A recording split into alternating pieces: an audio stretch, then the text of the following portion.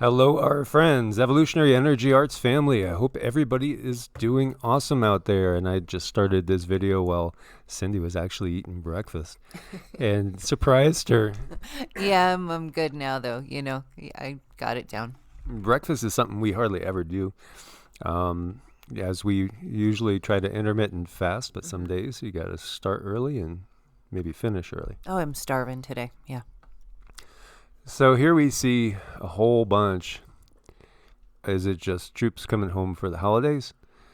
Could be, although people seem to be surprised and taken aback at people that are usually at the Atlanta airport there.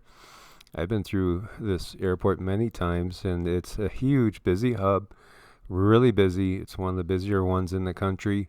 Of course, it could be holiday related, but as we've been watching so many things happen, you never know. Well, look at the timing. I mean, the timing, that's what makes me sit here and wonder. Boy, interesting stuff. Well, the timing in two different ways, okay, so the holidays are pretty much over. A lot of people are going back to work, and, maybe they're going back to work, or maybe something else. Yeah, there could be something else they're getting ready for. Okay, so this is Monkey Works, and he says, well, looks like, number 2 has surfaced, and using the official vehicle for number 2 in the air. She's giggling as I say, well, looks like number 2 has surfaced. Well, it's all about the number 2 thing, yeah. Wonder if, a change of heart. There's rumors that have been going around about that. And sometimes I forget what goes through my head and what we've said out loud as well. So, there was a lot of rumors about that. We talked about, number 2 in previous videos. And, there's a rally going on. And there will be a big rally going on the 6th. Perhaps the biggest in U.S. history. Yeah, I'm really excited. I don't want to wait the next 2 days, but we all have to. Well, I'm excited as well, and, sending out positive vibes that somehow, we could avert chaos as well. There's a lot going on. There's a couple things that we'll just mention without showing anything. For one, J.A., for you guys that know, J.A., who dropped a lot of info and then was in exile. There's rumors about him being pardoned and all, and Mexico is a good place for a vacation. Mexico said you're welcome to vacation anytime, but the UK won't let him go, just so you guys know about that as well. And the UK is going up to level 5, the highest level, the highest level of preparedness, of alert, what have you. As they say, they are being overwhelmed.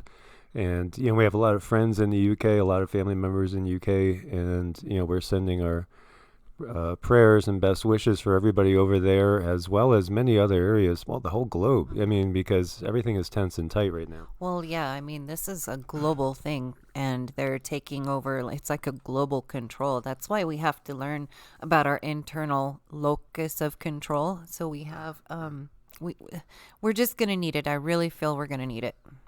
Yeah, and we're trying to stay, cryptic, but UK as far as the LD lock, if you know what I mean. There's lots of little things going on as well that may not end up being little. As you see here, a flock of seagulls. Iran, South Korea flagged tanker. Iran takes their tanker, seizes their tanker as it begins 20%. You guys could read what it's saying there, enrichment.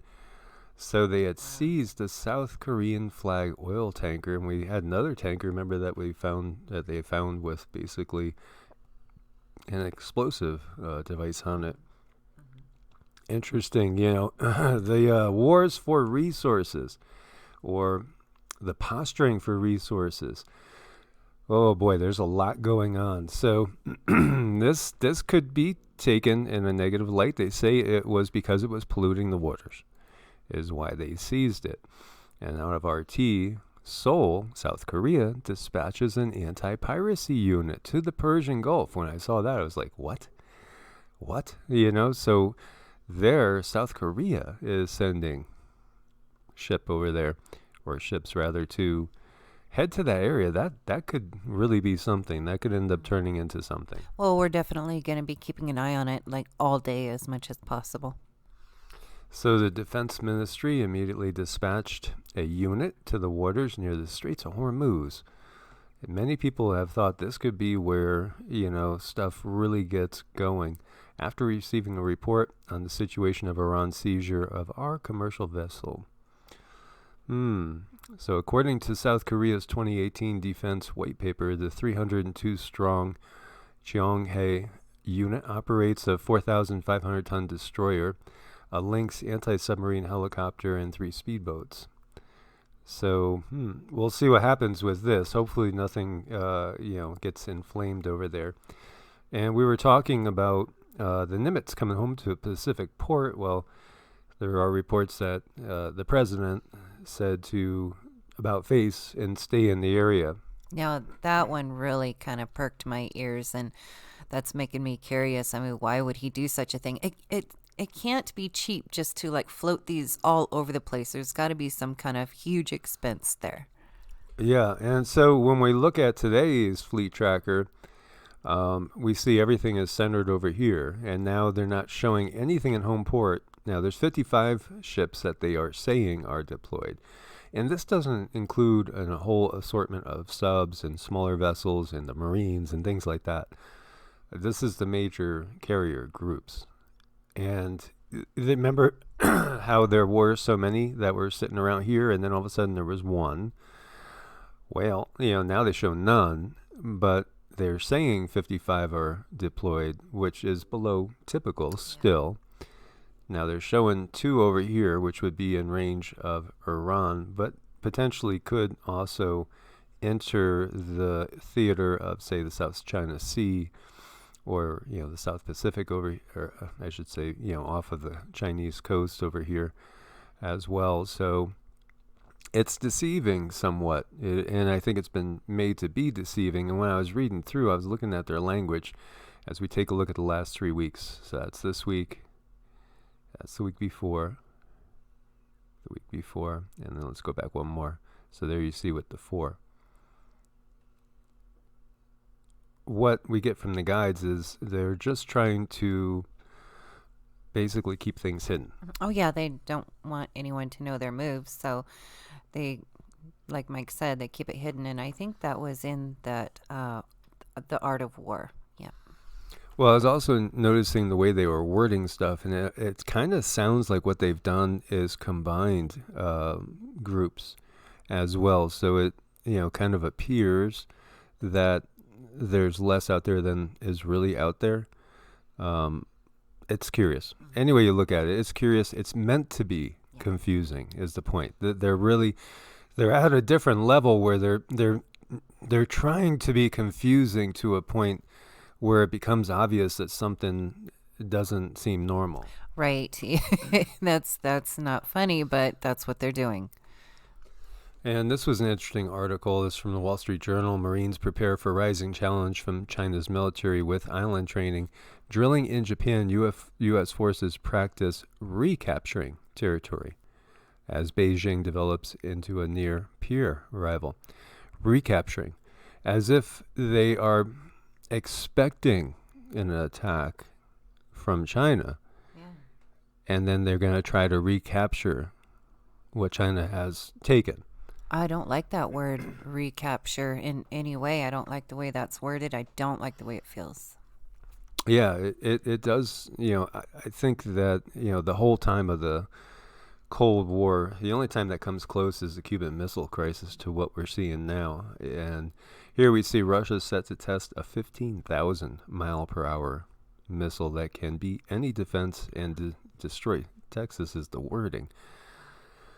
This is called the RS-28 Sarmat Doomsday rocket. This stuff is so fast, it's mind-blowing. The range on this one's 6,200 miles. The globe is 7,900 miles. That's a good range. There's been a lot of this going on, a lot of the testing of the new weaponry. Just very, very ominous very, very ominous to see all this testing going on and all the rhetoric. All this testing and all of this bantering, and yeah, I don't like it. The other thing I was going to say too is, as far as the fleets go, and just going back to this, the Makin Island, you see where it is off the eastern coast of Africa. As we were saying, most people don't really realize that we have troops all throughout here. I mean, there's troops in countries in Africa that people have never really probably even heard of. There's a huge play for the resources going on because Russia and China have them over here too. And the Makin Island is here basically allowing some soldiers to come out and then redeploy to other countries in Africa. Again, this is all about knowing, where the resources are and going to be as we go into a changing times, as far as the earth changes go. So, there's potential in there. And then there's also all these civil war conflicts going on inside these countries where it's just, like a Western puppet's put up or an Eastern, puppet is put up, and then the other ones are the rebels. It's just nonstop warfare. And all this nonstop warfare just creates nonstop suffering in the civilians. And here you see Houthi-led military in Yemen threatens to strike 10 vital and sensitive targets deep inside Saudi Arabia with ballistic and cruise missiles. And we had talked about military buildups, and Saudi Arabia and Turkey, are two that have been over the last decade really just stockpiling the weaponry. And Saudi Arabia was the U.S.'s top customer for several years as far as with military sales. So this is ominous, and really what happens is that, the average people suffer. And you see here a Yemeni boy ravaged by hunger weighs 7 kilos, which is like 15 pounds. There's starvation going on there because of this conflict. And to see these fat, just put it straight out there, fat politicians, that haven't suffered a day in their lives, playing with people's lives like this. And I won't keep that picture up there because it's disturbing. It's sad and it's sick.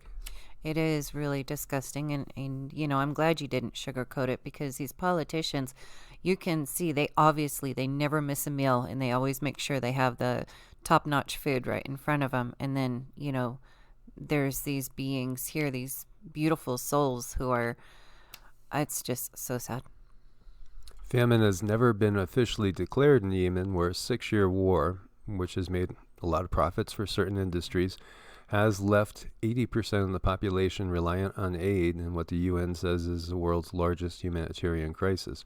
Literally millions of people are at risk of dying, and many are dying every single day. Mm-hmm. And what's it about? It's really, when you get down to it, about just simply controlling money and resources, and it's just absolutely disgusting. So, again, this is where people have to wake up. And even with leaders that people love, in many cases blindly, when you see that they are not really working to stop things like this, atrocities like this, then you got to question their integrity and their heart. Do they have a heart? You do. You really, really do, because they know that it's happening. They're hyper aware that this starvation is occurring, and they do nothing. No, and they never miss a meal. And these people, are lucky if they get a meal every week. Right. That's so true. Yeah. So, this is where things need to stop. It's just horrible. It's just horrible. So please send out your prayers and best intentions for all the people in this country and for the world as well, that people wake up to the real travesties and tragedies that are occurring that, are not necessarily making the front page. Right. Please send your energy out to them. They need it. Yes. As always, my friends, thanks for being part of this family. Make sure you're subscribed, click the bell, and thanks for your support on Ko-Fi and Patreon. God bless and namaste. Namaste.